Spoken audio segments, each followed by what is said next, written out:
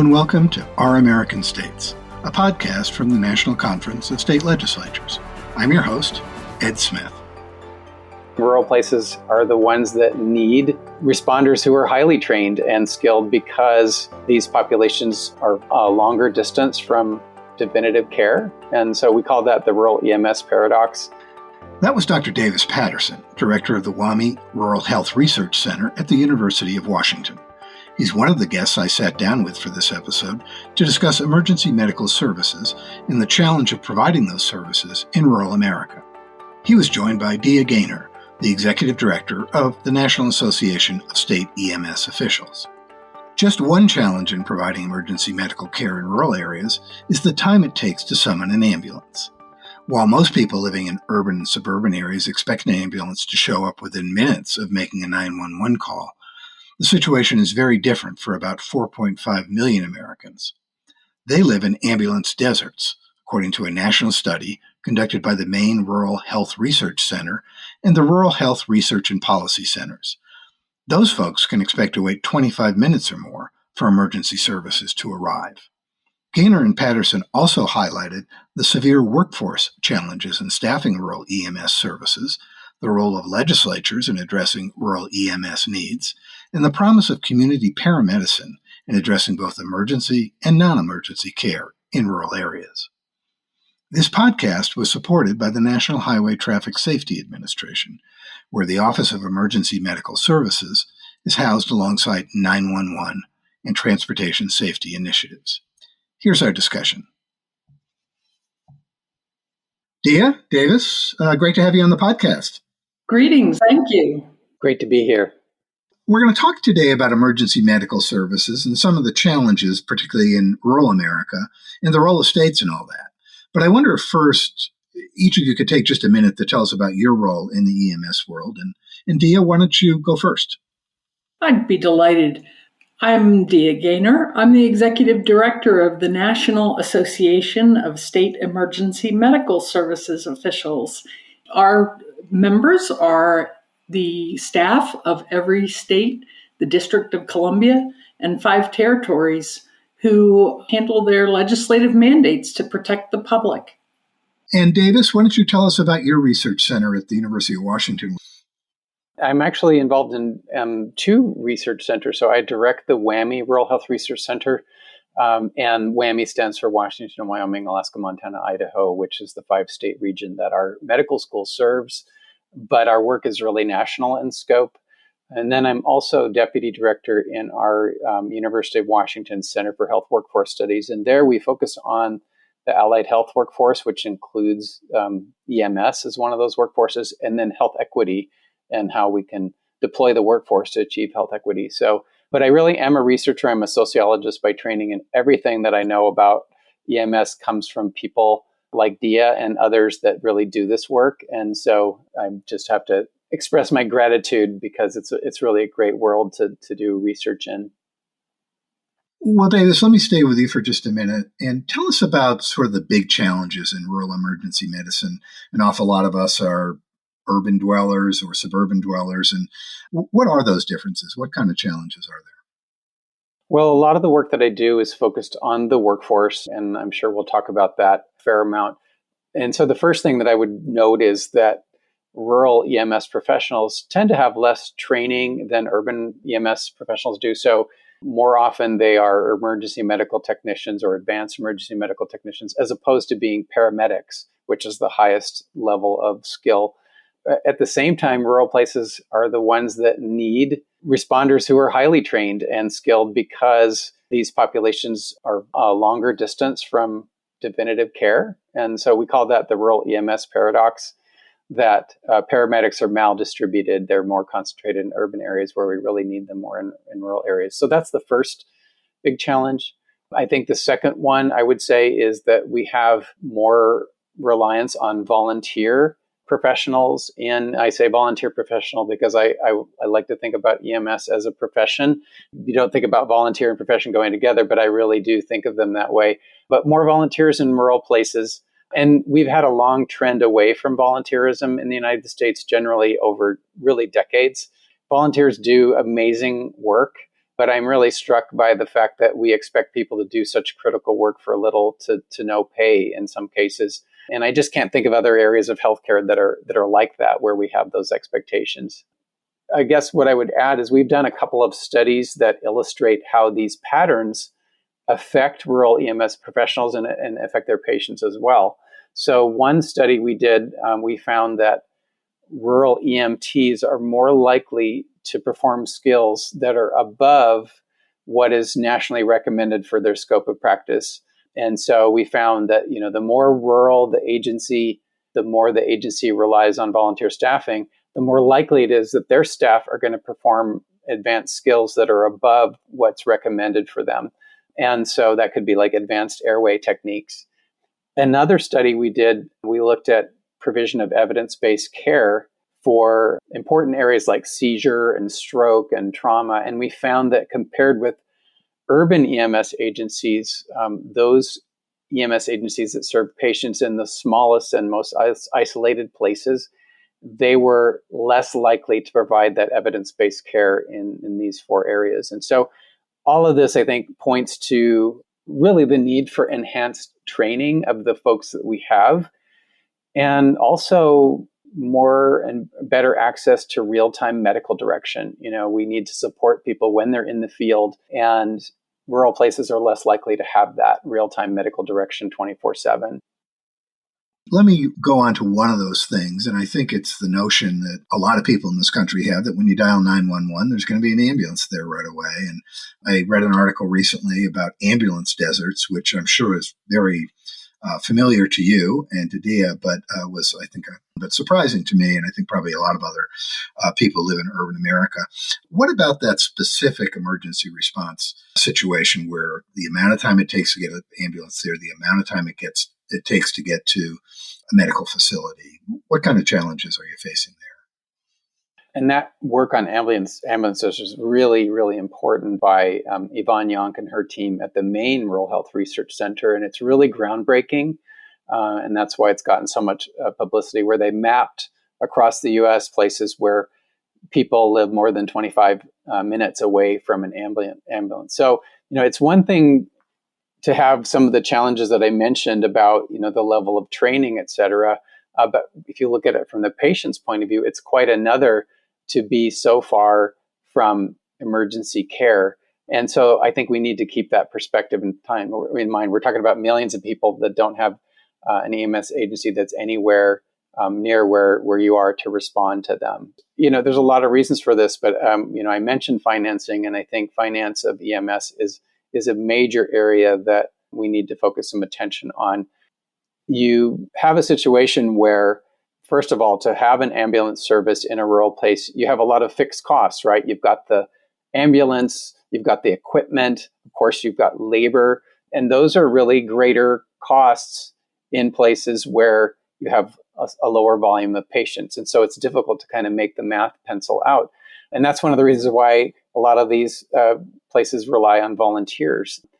The thing is that EMS typically gets paid when a patient is transported to a hospital emergency room. And that's a policy from the Centers for Medicare and Medicaid Services.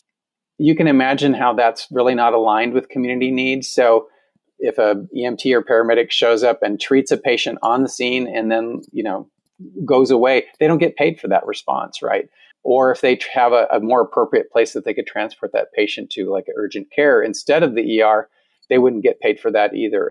So there's a real challenge in funding EMS generally, but particularly in rural areas, to maintain that service for everyone.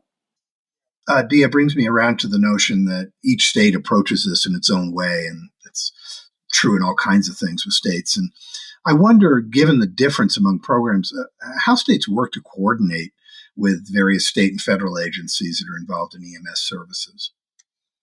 Wow, that's a complex question, but I'll start by observing there are actually a great deal of similarities between the states, dating back to congressional action in 1966 with the Highway Safety Act, and 1973 when the then Department of Health, Education, and Welfare made 8 years of significant investment in EMS. to bring systems up to contemporary capabilities, everything from vehicles that were actually designed to be ambulances versus hearses, to standardize and implement innovative training programs so that personnel in the back of an ambulance were beyond first aid. Every state licenses those EMTs and paramedics, whether they're volunteer or career professionals. Every state licenses the ambulance services. And states have worked collectively on models of that regulatory framework. But every state's also a system engineer. Like Davis mentioned, trauma centers and trauma systems, stroke, certain types of heart attacks, where the clock is the victim's biggest enemy, and helping EMS systems at the local level make the best right decisions for optimal patient outcomes. Now, when it comes to the current patchwork quilt of federal agencies that dabble in EMS to varying degrees, it's difficult to navigate when you think about, the FDA and DEA, the U.S. Fire Administration. There's an EMS for Children program in the U.S. Department of Health and Human Services. ASPR, the U.S. Department of Transportation. That's a lot for each individual state to keep track of, to maintain relationships with. And that's a great deal of what NASEMSO, what our association does on their behalf, to understand their priorities and opportunities for improving EMS systems at the state level. But I'd have to say the unfortunate reality in this federalism of governance of EMS is that at the federal level, there's no single agency with the buck stops here sign on the door. Unlike law enforcement that has the U.S. Department of Justice, unlike fire suppression that enjoys the U.S. Fire Administration, we simply do not have a robust federal agency that assures the coordination across all these disparate programs. That being said, there is the Federal Interagency Committee on EMS, and that's a convening of multiple federal agencies on a periodic basis to coordinate their efforts related to EMS. Let me ask you, Dia, about how EMS fits into transportation. I don't think most of us who are not in this world would think of it that way, but as I understand that some of these national initiatives, such as the National Roadway Safety Strategy, or NRSS, include EMS in this. And could you just walk us through that, how these two things fit together? Oh, absolutely. Since the repeal of the funding that was made available to EMS through 1981, the bipartisan infrastructure law that promoted and caused really the adoption of the National Roadway Safety Strategy by Secretary Buttigieg in January of 2022 was perhaps one of the most significant federal advances related to emergency medical services and 911 and trauma systems, because in the 5 components of the NRSS, one of them is post-crash care. Finally, an acknowledgement that in the case of roadway incident victim, whether they were in a car crash, whether they were a bicyclist struck by a vehicle, whether they were a pedestrian hit by a bus, that last phase of opportunity, all bleeding stops eventually, would be the EMS and trauma care system, beginning with incident detection and adequate 911, and getting that entire ecosystem of response in place, ideally to prevent the severely injured victim from becoming a fatality.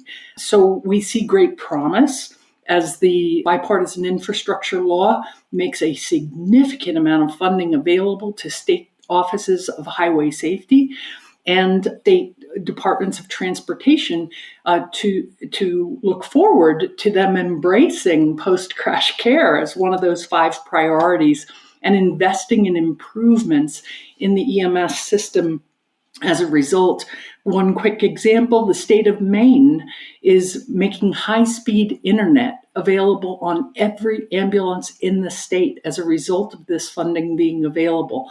That leads to what Davis was talking about, maximum situational awareness about the scene to which the ambulance is responding, and significant opportunities for telemedicine, consultation with specialty care physicians to assist in patient care, and destination determination, where the best hospital is to save that patient's life.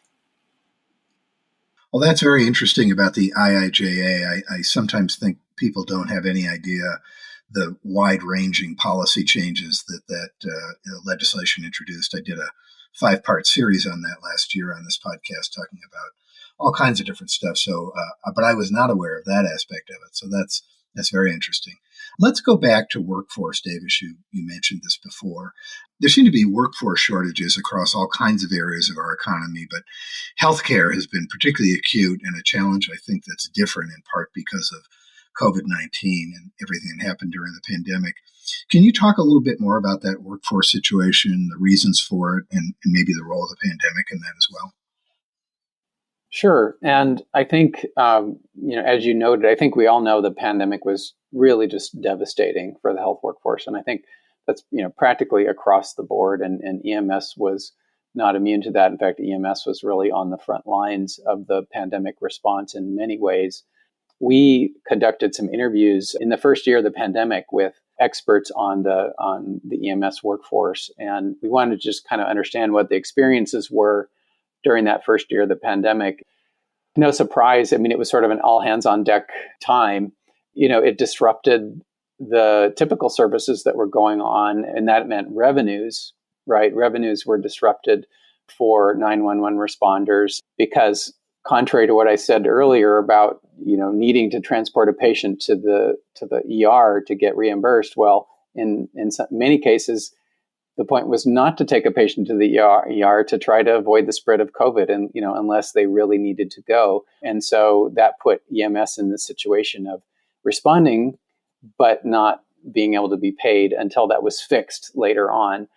But I think a fair amount of revenue was lost, even so. And I think rural agencies in particular sometimes struggle a little bit more with billing and having to figure out, what's the right way to do this new change, et cetera, because they don't have as much staff, right? So I'd say that's true of rural facilities across healthcare.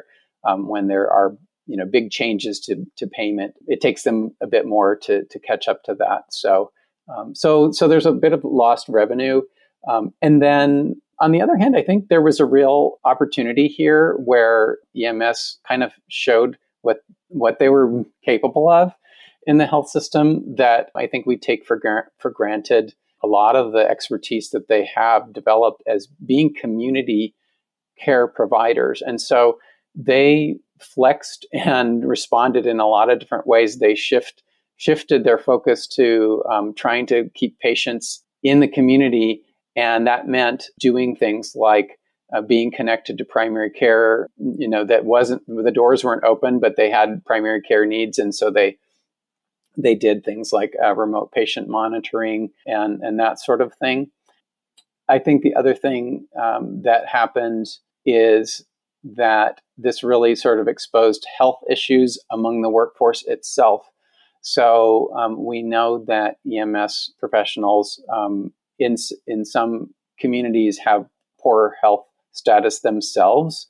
And so, and COVID certainly put them at greater risk than the general population on top of that. And so there was a lot of, illness, and in some cases death and attrition. There's a huge emotional strain that the pandemic caused, and EMS is already sort of a high risk, high burden, stressful occupation. And so I think the pandemic just exacerbated a lot of those issues. And some agencies don't provide paid sick leave, for example, even for paid staff. And volunteer agencies, of course, have fewer benefits than that, if any. So I think that attrition that happened during the pandemic has been a lingering concern, as well as the health and safety impacts.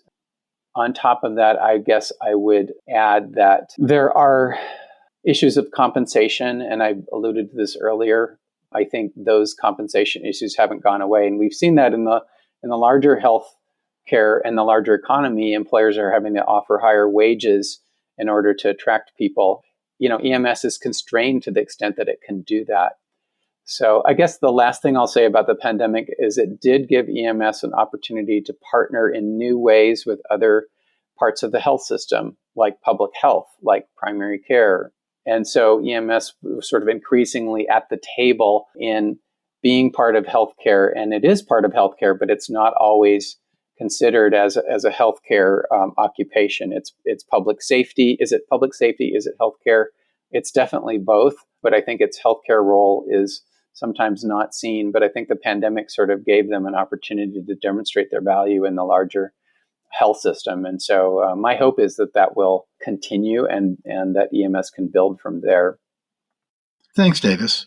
We're going to take a short break and then return with the rest of our discussion. Join your colleagues December 4th through 6th in Austin, Texas for NCSL Forecast 24. It's an in-depth exploration of 4 critical policy areas: health, fiscal, technology, and workforce. This dynamic meeting features industry-leading experts, thought-provoking discussions, and interactive sessions. It's all tailored to help you tackle these challenging issues in the coming year. Register at ncsl.org/forecast24. I'm back with Dia Gainor and Davis Patterson discussing some of the challenges of providing emergency medical services in rural America. Dia, I was just asking Davis about the workforce challenges. Let me ask you, what sorts of tools do states have to help with the EMS workforce? Well, beginning with the COVID experience, regulatory accommodations. States implemented hundreds of tactics, administrative procedure tactics, to relieve pressures on the EMS workforce, relaxing license renewal deadlines, accommodating the staffing needs for perhaps individuals who can drive an ambulance, to do temporary rule suspensions so as to enable EMS agencies and their personnel to function however their community needed them to function, even in alternative non-emergency, if you will, non-911 driven responses. But I think another way state EMS offices have always been able to address the workforce shortage issues and can continue to more robustly in the future is that state EMS offices are a core source of data about EMS professionals by virtue of licensing them. So they know who they are, how long they've been licensed in that state, how many levels at which they've functioned, perhaps where they're serving in an EMS or possibly even a non-EMS environment, but also operational data.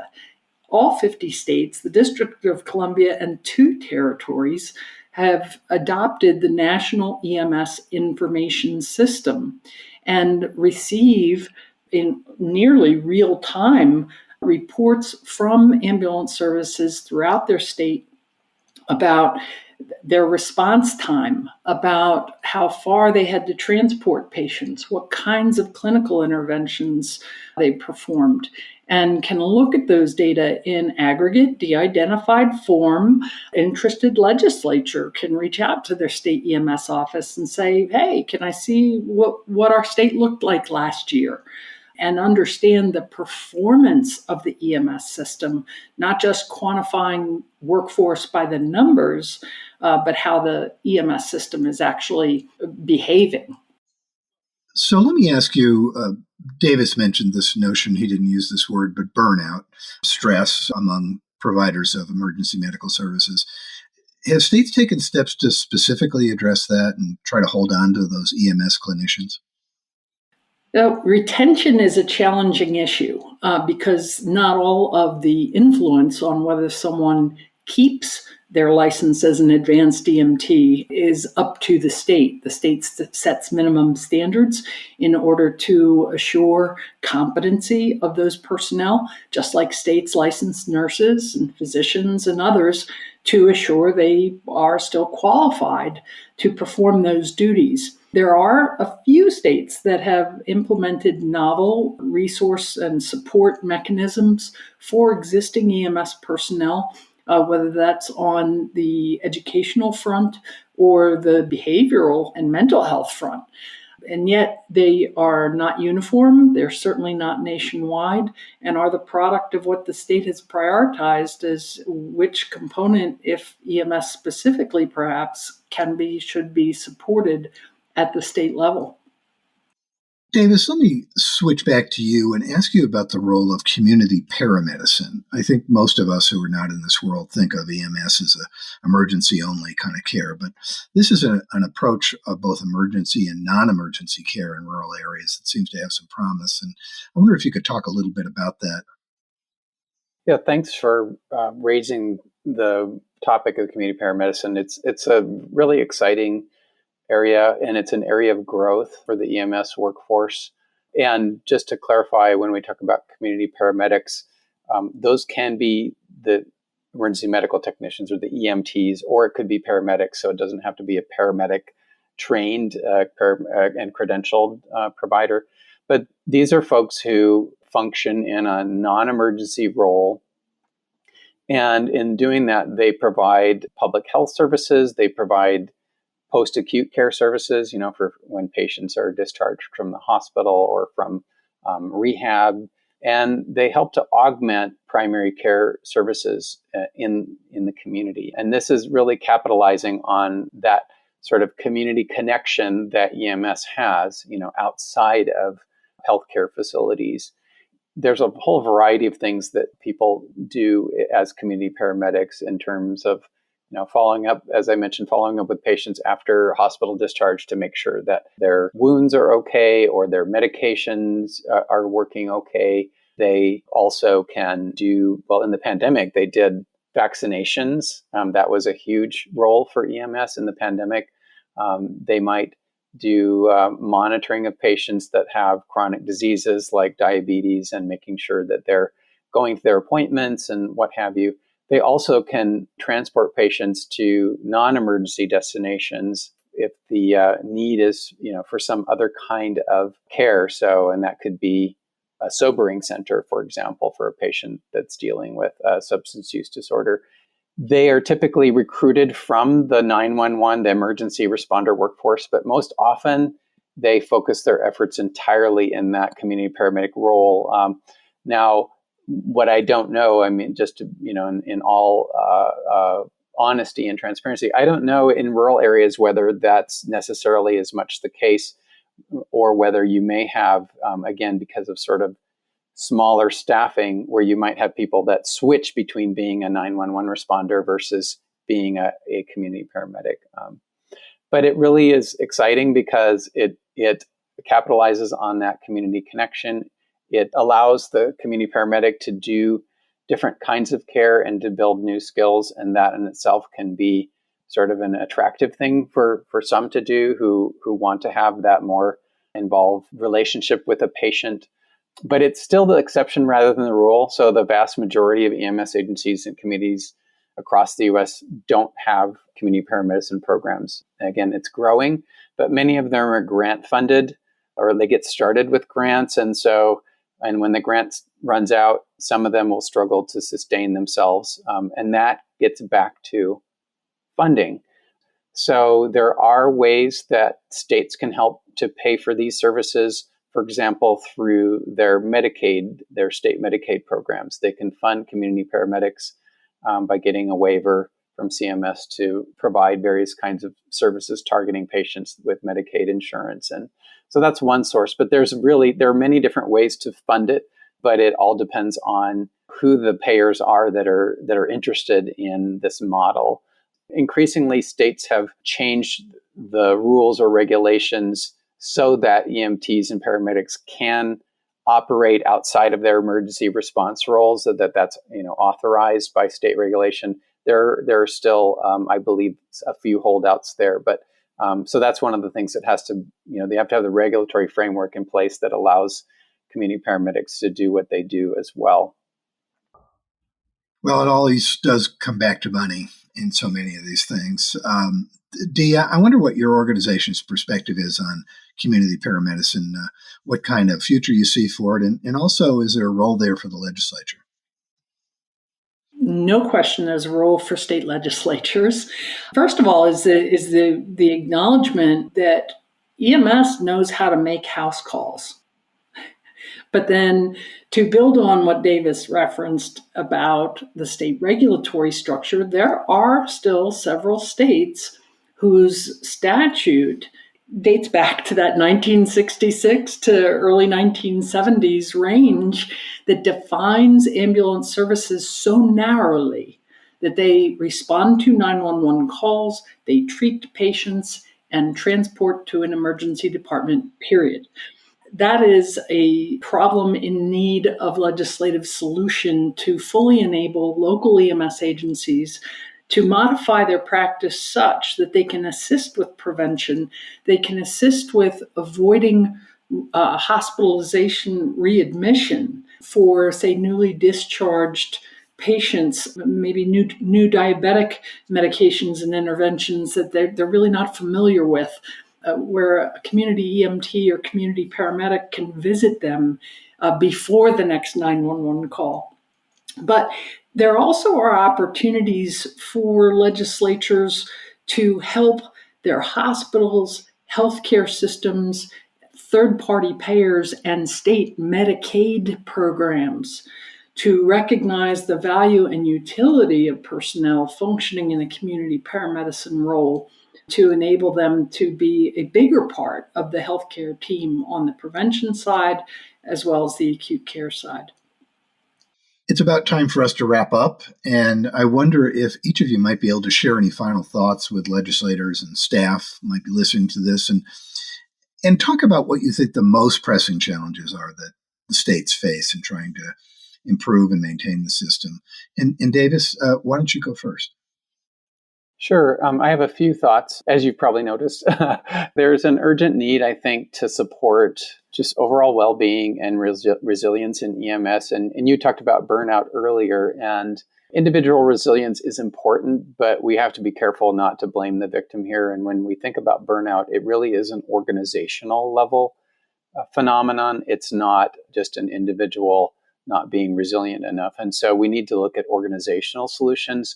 I think developing effective EMS leadership is really critical, and states can play a role in that. They can prioritize that in whatever EMS development programs they have going on, but making sure that leaders are well equipped to support their workforces, make sure that they have the resources that they need, even in an environment where you may be facing low resources or some scarcity. I think really important issue, I'm going to mention this again, is really, and Dia actually got into this as well, talking about not having, there's federal coordination, but there's not a designated agency that's responsible. And I think what that means is that EMS is often not at the table when health policy is being developed. One of the great examples of this, there was a National Academy of Medicine National Plan for Health Workforce Wellbeing. Barely mentions EMS at all. So EMS didn't appear in that document, and I think it was a glaring oversight. So policymakers really need to be paying more attention and incorporate this essential workforce in those discussions.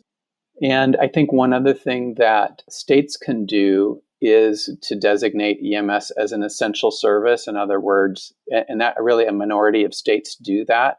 That designation means that it is really a reflection of the values and the priorities of a state to say that this is an essential service, this is important, and therefore we are responsible for dedicating resources to it.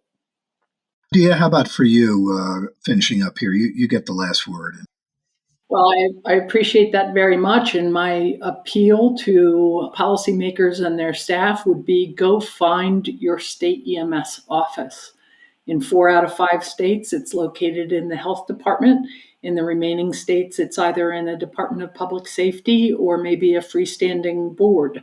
But the important point is that the staff of the state EMS office have intimate knowledge about the pain points in your state EMS system. Where are the weaknesses? Where are the challenges? And if you are in the majority of states that have not yet enacted an EMS as an essential service law, the key question becomes, why not? To assure the availability and resource enablement for local EMS systems to do right by their communities. And the appropriate EMS as an essential service law would not just make a declaration or provide, sort of an acknowledgement that it's a good thing, but to assure that it's resourced appropriately and that responsibility and accountability is clearly declared at what level of government and to what end. It's very important for that to be articulated as a matter of state legislation. Well, I think you've both done a great job of telling a lot of the people who could make those decisions what the challenges are in today's conversation. So thanks very much, and I really appreciate your time. Take care. Thank you. Thank you.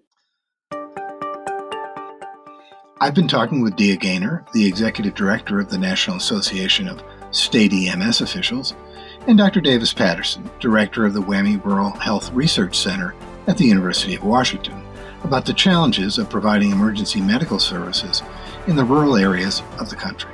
Thanks for listening. You can check out all the podcasts from the National Conference of State Legislatures by searching for NCSL Podcasts wherever you get your podcasts. This podcast, Our American States, dives into some of the most challenging public policy issues facing legislators. On Across the Aisle, host Kelly Griffin tells stories of bipartisanship. Also check out our special series, Building Democracy, on the history of legislatures.